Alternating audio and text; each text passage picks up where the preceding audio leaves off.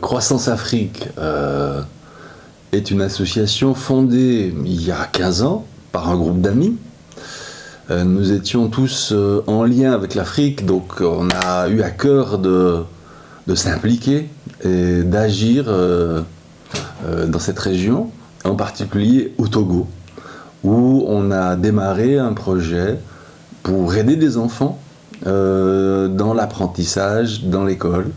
Beaucoup d'enfants n'avaient pas même accès à l'école, donc c'était le premier élément qui a déclenché la création de l'association.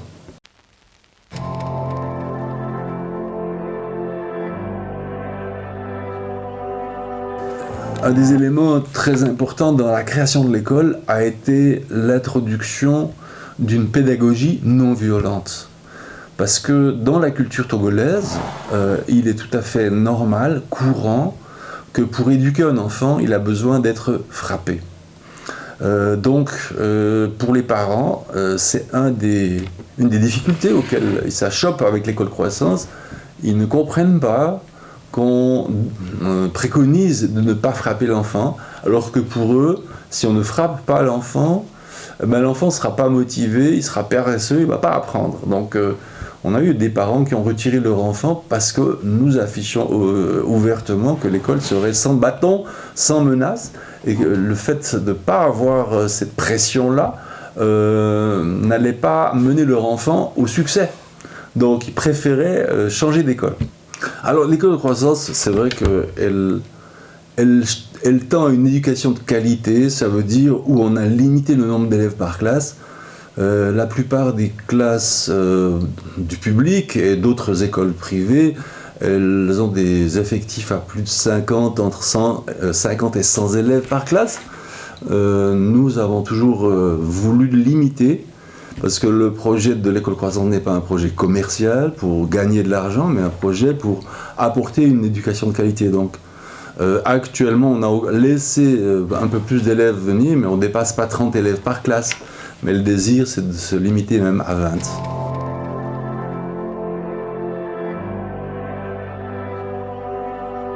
En fait, c'est grâce à la FICD que nous avons pu réaliser le projet de l'école.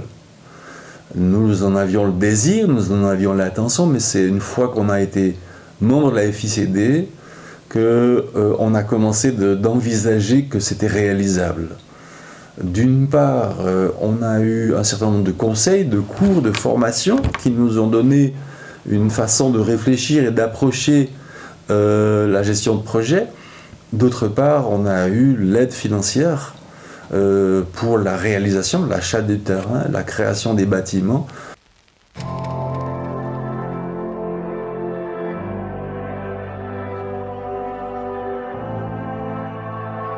Alors nous avons eu la chance d'avoir une aide, l'ONG Edica à Genève, qui nous a aidé à avoir l'eau l'année passée, a eu à cœur de nous aider aussi pour installer notre collège d'électricité avec des panneaux solaires. Ce projet était aussi ambitieux en termes financiers, techniques, et nous avions vraiment la joie d'être bien accompagnés avec des professionnels sur place qui sont une entreprise très sérieuse d'énergie solaire, et avec le soutien de notre ONG à Genève, eh bien ce projet s'est mis en œuvre et s'est réalisé. L'école est complètement transformée avec l'eau d'une part et maintenant l'électricité, et ça permet d'entrevoir d'autres changements, et entre autres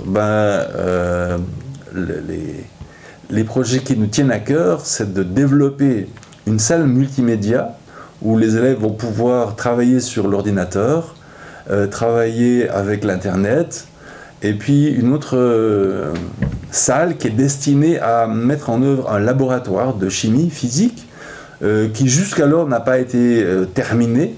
Et avec l'aide de notre partenaire suisse, nous pensons pouvoir aller de l'avant.